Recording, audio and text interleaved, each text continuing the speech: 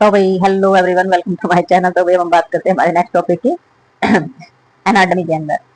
तो इसमें हमारा आ जाता है भाई यूरिनरी ब्लैडर। पिछली बार हमने रेटर्स के बारे में जाना था, विद डायग्राम हमने जाना था। तो यूरिनरी ब्लैडर के बारे में जानेंगे। ब्लैडर होता क्या है। तो ये जो ब्लैडर होता है रफली पीयर शेप का, यानी कि नाशपाती शेप का ये हमारा होता है, but become more oval and the fill with urine. लेकिन जब इसके अंदर यूरिन यानी कि जो पेशाब हम जिसको बोलते हैं, यूरिन फिल हो जाता है तो ये ओवल शेप का बन जाता है कभी कभी, जब ये बहुत ज्यादा मात्रा में इसके अंदर यूरिन भर जाता है। और वैसे ये पीयर शेप का, नाशपाती शेप का देखा जाता है। तो यूरिनरी ब्लैडर जो है वो हमारा मस्कुलर मांसपेशियां जो होती है वो इसके अंदर होती हैं, और जो इंटीरियर पार्ट होता है वो इसका हमारा पेल्विस कैविटी के अंदर पाया जाता है। ठीक है। तो ब्लैडर जो है उसका साइज, शेप और जो पोजीशन होती है according to amount of urine. तो हमारा यूरिन कितना है उसी के हिसाब से इसका साइज, शेप और पोजीशन जो है वो होती है हमारी। It content and the age of the person. और इसमें जो सारी की सारी जो चीजें ये होती हैं ये हमारी उम्र के हिसाब से, इंसान के हिसाब से होती हैं। हो सकता है किसी को कोई प्रॉब्लम हो रखी हो। वैन एम्पेटी, और जब ये खाली होता है तो इंटरली जो पेल्विस है जो इसके अंदर, जो पेल्विस के अंदर ही रहता है।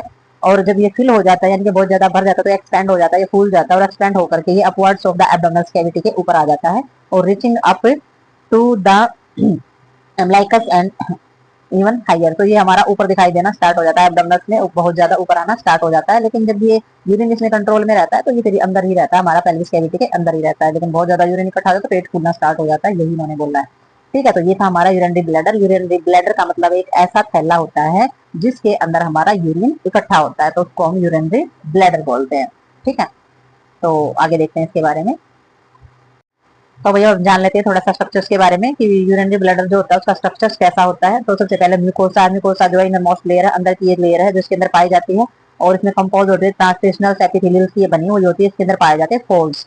ठीक है। जिसको हम क्या बोलते हैं, रुगे बोलते हैं। रुगे फोल्ड्स जो होते हैं, बिकॉज क्योंकि ये जो फोल्ड्स होते हैं and extreme ability to translational epithelials, तो इसके अंदर बहुत ज्यादा एक्स्ट्रा में एबिलिटी होती है फैलने की। Bladder can the descents of the considerables. तो इसमें क्या हो जाता है, हमारा जो यूरिनरी ब्लैडर जो है वो हमारा फैल सकता है बहुत ज्यादा मात्रा में। ये फोल्ड्स जो होते हैं ये खुल जाते हैं। ठीक है।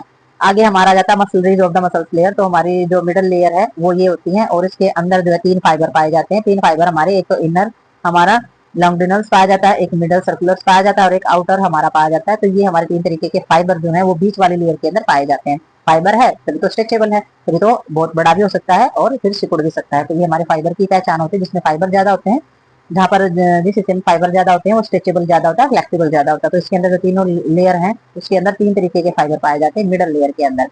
ठीक है। Muscle are card of the डस्टोस मसल्स। ठीक है। तो जो मांसपेशियां होती है उनको क्या बोला जाता है, हमारा डस ट्रोसर मसल्स जो है वो बोला जाता है। इस तरीके की मांसपेशियां होती है जो कि हमारी स्ट्रेचेबल हो जाती हैं। नेक्स्ट हमारी जो तीसरी लेयर है भाई वो एडवेंटा फिब्रोइस लेयर हमारी होती है। फिब्रोइस टिश्यूज जो हमारा होता है, तो आउटर मोस्ट लेयर ये हमारी होती है, और ये लाइनिंग में जो लूज कनेक्टिव टिश्यूज होते हैं उनकी बनी हुई होती है। और इसके अंदर क्या कनेक्ट होता है, इसके साथ कनेक्ट होता है हमारी ब्लड वेसल्स, यानी कि हमारी वेन है, आर्टरी है, लिम्फेटिक सिस्टम है, लिम्फेटिक वेसल्स है हमारी, और हमारी नर्व है।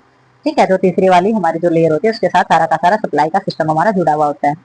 ठीक है। तो थ्री ओरफिस पाए जाते हैं। हमारी जो ब्लैडर होता है उसमें ट्रायंगल शेप का ही हमारा हो जाता है। ऊपर का जो ओरफिस होता है, पीछे के जो ओरफिस होते हैं वो हमारी यूरेथ्रस की ओपनिंग पे जा करके खुलते हैं। ठीक है। मतलब कि ओपनिंग में पाए जाते हैं जो ओरफिस होते हैं जो खुलते हैं हमारा यूरिन के पास, यानी कि यूरिन ब्लैडर के अंदर। तो वही नेक्स्ट देखते हैं इसके अंदर हम। तो अब इसमें लोअर ऑफिस पाया जाता है, उसकी जो ओपनिंग होती है यूरेथ्रा पर होती है। ठीक है। तो इसमें जो हमारे साइड के जो ऑफिस थे, साइड में खुलते थे, वो तो हमारी यूरेथ्रल्स जो हमारी ट्यूब थी वो आकर के खुलती थी। लेकिन जो लोअर ऑफिस होता है यानी कि छिद्र होता है, ऑफिस का मतलब हो जाता है छिद्र।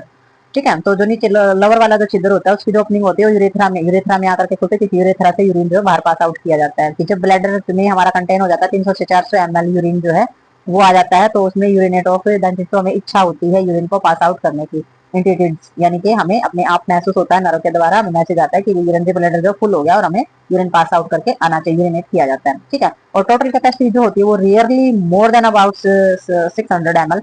तो कभी कभी बहुत ही रेयरली चांस होता है कि इसके अंदर जो है 600 ml, यानी कि बहुत ज्यादा हो जाता है, बहुत ज्यादा इकट्ठा हो जाता है। कभी कभी हम कहीं बाहर जा रहे हैं, नहीं यूरिन पास आउट कर पाते, या कोई प्रॉब्लम हो गई है कहीं पर, हम बहुत ज्यादा देर तक रुके हुए हैं, तो इस तरीके से हमारा रेयरली चांस होता है कि इतना यूरिन जो है इसमें इकट्ठा हो पाए। तो इसके अंदर जो है टू टाइप के स्फिंक्टर पाए जाते हैं।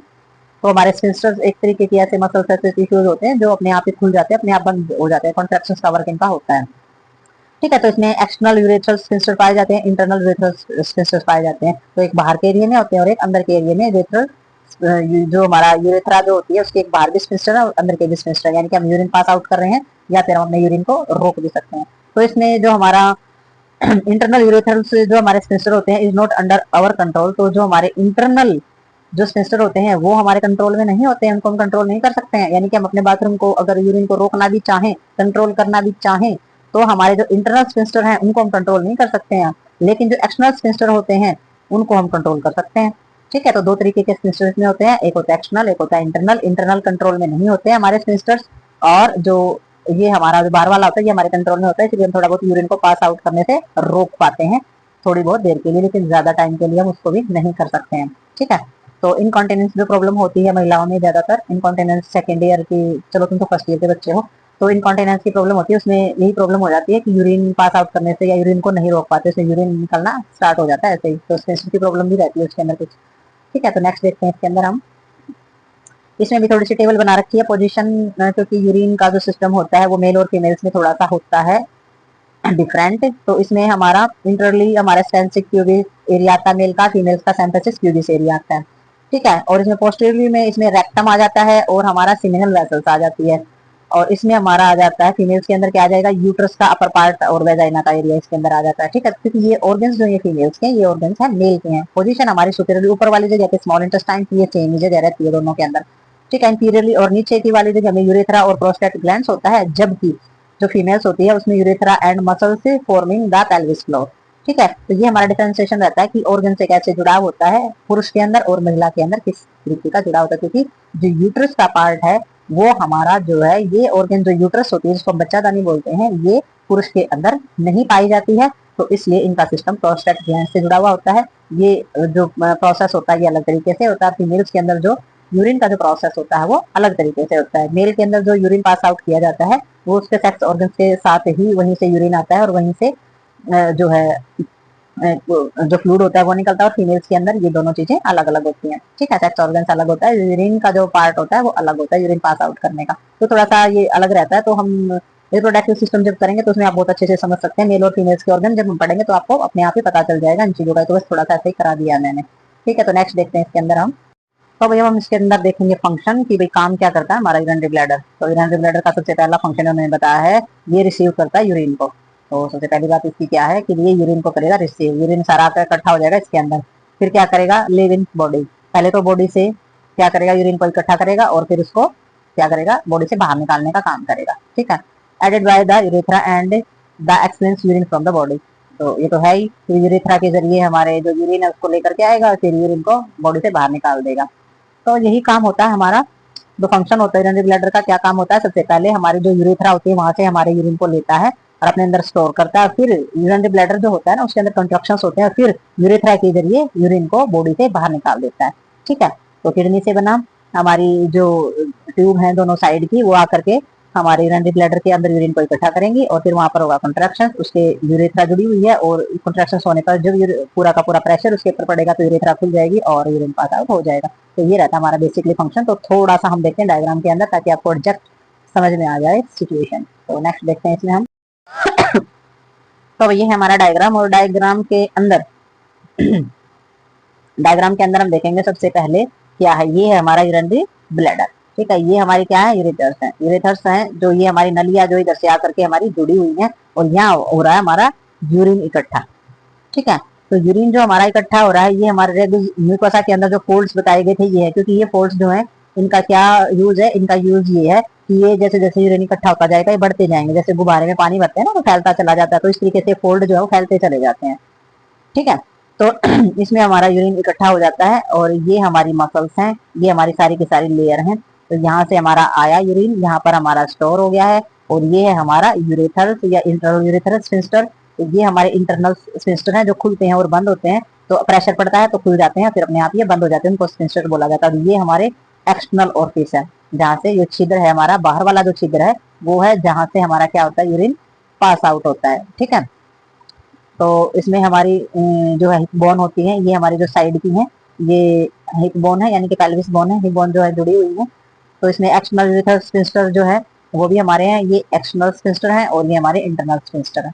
ठीक है, तो ये ट्रायंगल शेप का आप देख सकते हैं, ट्राइगोन शेप का बन जाता है, जैसे कि इसकी त्रिकोणी हालत बनी हुई है, दोनों तरफ से यूरिन आ रहा है और फिर ये नीचे की तरफ जा रहा है यूरिन हमारा। तो आप देख सकते हैं यूरिन जो ब्लैडर है उसकी क्या हालत है, और ये यूरेथ्रल ओपनिंग यानी कि यहाँ पर क्या आकर के खुलती हैं, ये हमारी जो नलियां आई ना, ये यहाँ पर आकर के खुलती हैं।